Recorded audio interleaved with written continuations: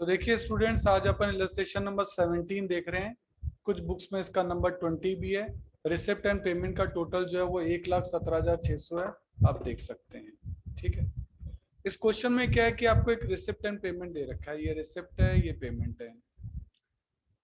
कहता है from the following cash transaction relating to Royal Club, कोई ग्रीन पार्क है, prepare the income and expenditure account year ended का, और balance sheet भी पूछी है। तो ये एक आइडियल क्वेश्चन है कि हाँ भाई ठीक है, रिसिप्ट एंड पेमेंट दे रखी है, इनकम एंड एक्सपेंडिचर पूछा है, नीचे कुछ एडजस्टमेंट दिए हैं 1 अप्रैल 2018 के। वैसे 1 अप्रैल 2018 का ओपनिंग कैश बैलेंस ये दे रखा, और 31 मार्च 2019 का क्लोजिंग कैश भी दे रखा है। ये ओपनिंग बैलेंस शीट और क्लोजिंग बैलेंस शीट में आ जाएंगे।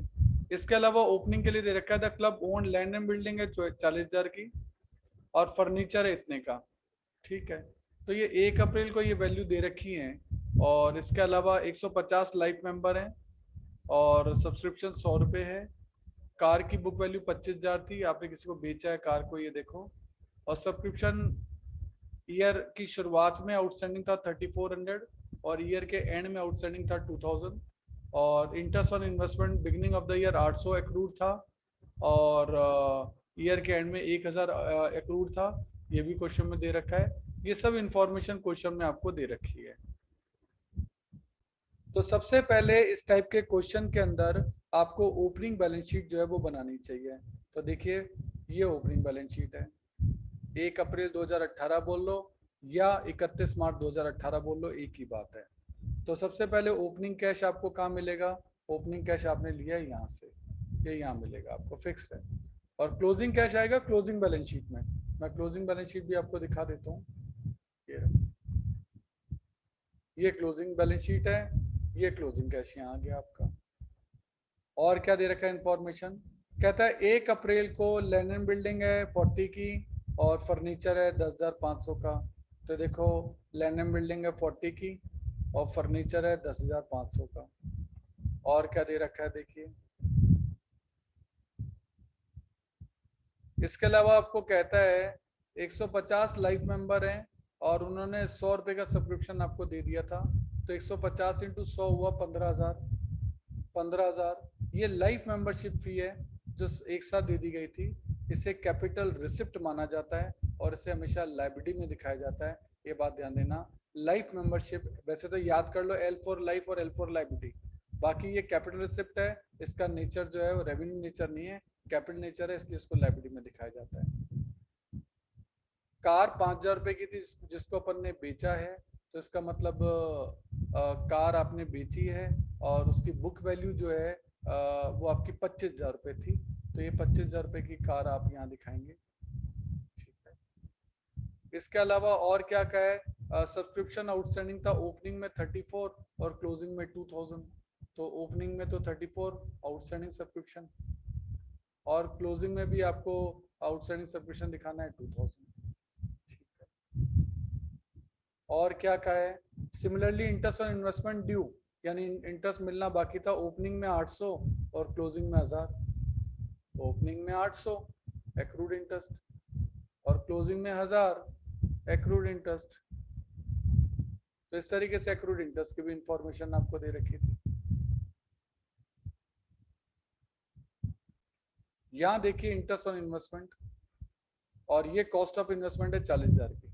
इसका मतलब आपके पास 40,000 की इन्वेस्टमेंट है, तभी तो आपको इंटरेस्ट मिल रहा है। तो सर आपको ये क्या पता ये इस साल खरीदे या पिछले साल के हैं? देखो, अगर इस साल खरीदे होते ना तो यहाँ कोई पेमेंट दिखाया होता, पर यहाँ आप देख रहे हो इन्वेस्टमेंट का कोई पेमेंट नहीं है। इसका मतलब ये इन्वेस्टमेंट पिछले साल के हैं। पिछले साल के हैं यानी ओपनिंग बैलेंस शीट में आएंगे, तो ओपनिंग बैलेंस शीट में इन्वेस्टमेंट दिखाना पड़ेगा 40,000 का। अब आपका और कोई एडजस्टमेंट ओपनिंग का है नहीं, टोटल कर दें, उसमें से लाइबिलिटी का लेस करें, दोनों साइडों का टोटल इक्वल होना चाहिए। तो बैलेंसिंग फिगर में हमेशा जो आएगा वो आपका आएगा कैपिटल फंड। बैलेंसिंग फिगर में हमेशा आपका आएगा कैपिटल फंड। इस तरीके से सबसे पहले आपको ओपनिंग बैलेंस शीट तैयार कर लेनी चाहिए, जिससे पिछले साल के सारे इंफॉर्मेशन निपट जाएं और आपको पता भी लग जाए कि पिछले साल क्या क्या हो चुका है। अब हम बना रहे हैं income and expenditure account for the year ended. सबसे पहले हम एक्सपेंडिचर की बात करेंगे जो कि डेबिट साइड में आते हैं, और इसको हम लाएंगे कहाँ से? इसको हम लाएंगे पेमेंट की साइड से। ये आ रहे अपने पेमेंट, इन पेमेंट से सारे एक्सपेंडिचर आएंगे। तो एक एक पेमेंट अपन लेते हैं। सबसे पहले पहला पेमेंट है सैलरी 20,100 रुपये, ये आपका खर्चा है तो आप यहाँ दिखाएंगे 20,100 रुपये ये। तो इस तरीके से जितने भी खर्चे हैं लाइए। ट्रैवलिंग एक्सपेंस है 8,600, प्रिंटिंग है 1,720, रेंट है 16,600, रिपेयर है 450। ये पांचों आइटम आपके आ जाएंगे, है ना। सैलरी से लेके और रिपेयर तक के सारे खर्चे आप यहाँ दिखा देंगे। देखो salary, travelling, printing, rent, repair, ये सारे खर्चे जो हैं आपके आ गए। सब पेमेंट से आ रहे हैं, खर्चे हमेशा पेमेंट साइड में मिलेंगे, ये बात अपन को याद रखनी है। आगे आपको क्या कहता है देखिए, फिर कहता है बिल्डिंग खरीदी। अब बिल्डिंग खरीदना खर्चा नहीं है, बिल्डिंग खरीदना एसेट्स है। अब आपने बिल्डिंग खरीदी, फिर अपने दोस्त यार यार बहुत नुकसान हो गया, तो नुकसान किस बात का हो गया? आपने प्रॉपर्टी खरीदी है, प्रॉपर्टी खरीदी है तो पैसे गए हैं, तो बदले में प्रॉपर्टी भी तो आई है, एसेट्स भी तो आई है। तो बिल्डिंग खरीदी आपकी, ये एसेट्स है। ऐसे गवर्नमेंट बॉन्ड खरीदे, ये इन्वेस्टमेंट है। तो ये दोनों खर्चे नहीं है, ये दोनों खर्चे नहीं है, ये दोनों एसेट्स हैं। तो ये दोनों 30 और 5 आपकी नई बैलेंस शीट में आएंगे। नई वाली बैलेंस शीट ये रही, उसमें आप गवर्नमेंट बॉन्ड दे सकते हैं 5,000, और बिल्डिंग 40,000 तो पहले से ही थी। 40,000 तो ये रही बिल्डिंग आपकी पहले से ही थी, 40,000 की ये रही। और आपने नई और खरीद ली 30,000 की, तो टोटल बिल्डिंग कितने की हो गई? 70,000 की हो गई। डेप्रिसिएशन बोला नहीं, अगर बोलते तो लगा देते, पर कुल मिलाकर अभी ये 70,000 की बिल्डिंग जो है वो आपकी हो गई है। और कोई पेमेंट साइड में दे नहीं रखा है। गवर्नमेंट बॉन्ड तक हम कर चुके हैं। ये क्लोजिंग कैश है 32,130, ये क्लोजिंग बैलेंस शीट में 32,130 हम पहले ही लिख चुके हैं, चेक कर लो, ये रहा 32,130। तो इस तरीके से पेमेंट साइड अपनी कंप्लीट हो गई।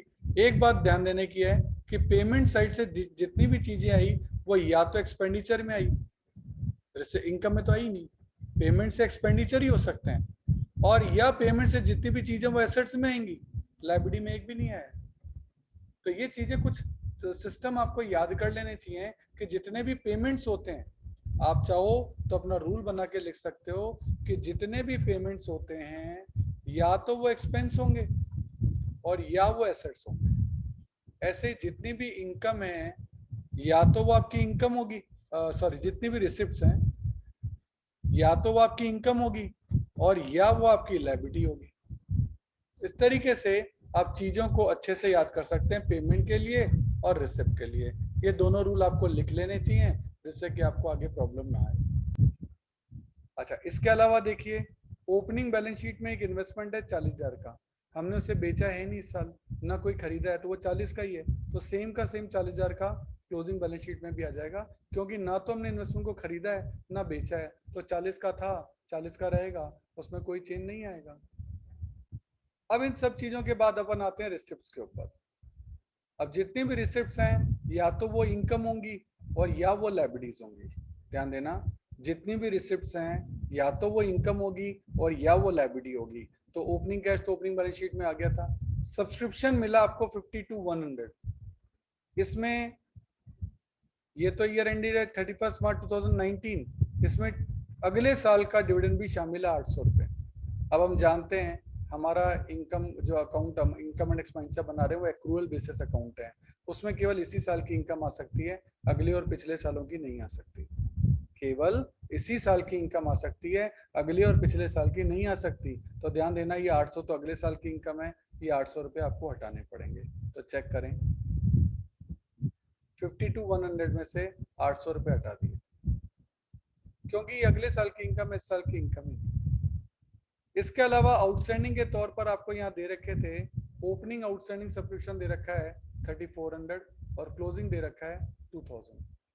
ओपनिंग आउटस्टैंडिंग 3400, हम जानते हैं ओपनिंग आउटस्टैंडिंग को आप लेस करते हैं और क्लोजिंग आउटस्टैंडिंग को आप ऐड करते हैं।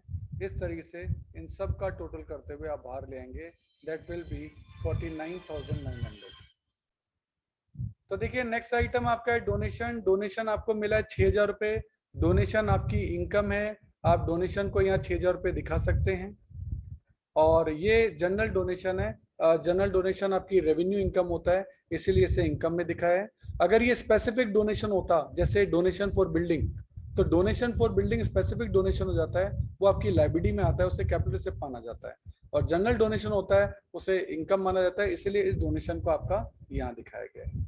इसके अलावा नेक्स्ट आइटम है आपका प्रोसीड फ्रॉम चैरिटी शो। आपने कोई चैरिटी शो कराया, उसकी टिकट्स बेची, टिकट्स बेचने से आपको 16,200 रुपए की इनकम हुई। ये 16,200 रुपए आप अपनी इनकम में यहाँ दिखाएंगे। इसके अलावा आपका एक्रूड, उससे पहले सेल ऑफ फर्नीचर है। आपने फर्नीचर को 1600 में बेचा, आपको 1600 रुपए मिले। इस फर्नीचर की जो बुक वैल्यू थी वो 4000 थी। कहने का मतलब ये हुआ कि जो चीज बुक्स में 4000 की है, आपने उसे 1600 में बेच दिया। इसका मतलब आपने उसे कम में बेचा। आपने उसे कम में बेचा 2400 रुपी कम में, तो ये 2400 रुपी आपका लॉस हो गया। और लॉस हो गया तो ये एक्सपेंडिचर अकाउंट में डेबिट साइड में आएगा, to loss on sale of furniture, और ये दिखाया जाएगा कितने रुपए, 2400 rupees.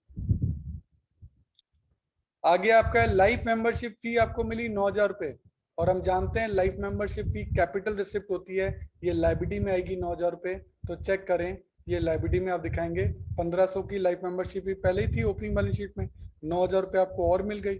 Total life membership fee आपको मिल गई 24,000। 15,000 पहले से थी, आपको याद होगा, ये रही 15,000 रुपए। तो इस तरीके से लाइफ मेंबरशिप फी आपकी लाइबिलिटी है। फिर इंटरेस्ट ऑन इन्वेस्टमेंट आपको मिला 4,800 रुपए, और हम जानते हैं इसमें एक्रूड भी है, ये रहा एक्रूड। ओपनिंग है 800, क्लोजिंग है 1000। तो इंटरेस्ट की इनकम 4,800 है। लास्ट ईयर का एक्रूड इंटरेस्ट आप लेस करेंगे क्योंकि वो तो लास्ट ईयर की इनकम, उसको हटा दो। और क्लोजिंग एक्रूड है उसको आप ऐड करेंगे क्योंकि वो इस साल की इनकम है। हमेशा ध्यान रखना, ओपनिंग एक्रूड या जो भी आउटस्टैंडिंग होगा उसका एक ही रूल है, ओपनिंग लेस होगा, क्लोजिंग ऐड होगा। एक्रूअल बेसिस अकाउंटिंग में हमेशा यही होता है, क्या ओपनिंग आउटस्टैंडिंग या एक्रूड लेस करते हैं और क्लोजिंग एक्रूड या आउटस्टैंडिंग ऐड करते हैं। ये आपकी 5,000 रुपए की इनकम इंटरेस्ट ऑन इन्वेस्टमेंट की जो है वो आपकी आ गई। फिर आपका कौन सा आइटम आया है, फिर आपका है sale of old car 20,000। Old car 20,000 की बेची और उसकी बुक वैल्यू यहाँ थी, वो लिखा हुआ है 25,000 रुपए थी। यानी 25,000 की वैल्यू की चीज आपने 20,000 रुपए में बेच दी। 25,000 रुपए वैल्यू की चीज आपने 20,000 रुपए में बेची, इसका मतलब आपने कम में बेची। कम में बेची तो आपको 5,000 रुपए का नुकसान हो गया। भाई 25 की चीज 20 में बेचो तो 5 का नुकसान हो गया। 5 का नुकसान हो गया तो ये 5 का नुकसान to loss on sale of car 5,000 रुपए आपका यहाँ दिखाया जाएगा। अब आपका और कोई आइटम नहीं बचा है। अब आप सिंपली क्रेडिट साइड का टोटल करिए, डेबिट से उसको कंपेयर करिए, जो डिफरेंस होगा वो आपका सरप्लस कहलाएगा, to excess of income over expenditure, या फिर इसको सरप्लस कह लीजिए। ये आपका यहाँ से सरप्लस निकल गया। ये सेम सरप्लस आपका जाके कैपिटल फंड में ऐड होगा, 22,220 नीचे जाएगा। देखो ये यहाँ कैपिटल फंड में ऐड हो गया। ठीक है, फर्नीचर आपका वो भी बताऊंगा, पर पहले कैपिटल फंड देखें। कैपिटल फंड कहाँ से आया, कैपिटल फंड आया ओपनिंग बैलेंस शीट से, अपन ने निकाला था। ये देखिए कैपिटल फंड आया है 1,09,600, यही नीचे आएगा 1,09,600, आप देख सकते हैं ये रहा 1,09,600। जो सरप्लस कमाया वो उसमें ऐड हो जाएगा, टोटल आपका यहाँ आ जाएगा। अब आप देखिए आगे, फर्नीचर जो आपका बेचा था उसकी बुक वैल्यू थी आपकी 4,000, वो आपने बेच दिया था। फर्नीचर ओपनिंग बैलेंस शीट में था कितना, आप ओपनिंग बैलेंस शीट में देखेंगे तो फर्नीचर आपका 10,500 का था। ये देखो ये रहा 10,500।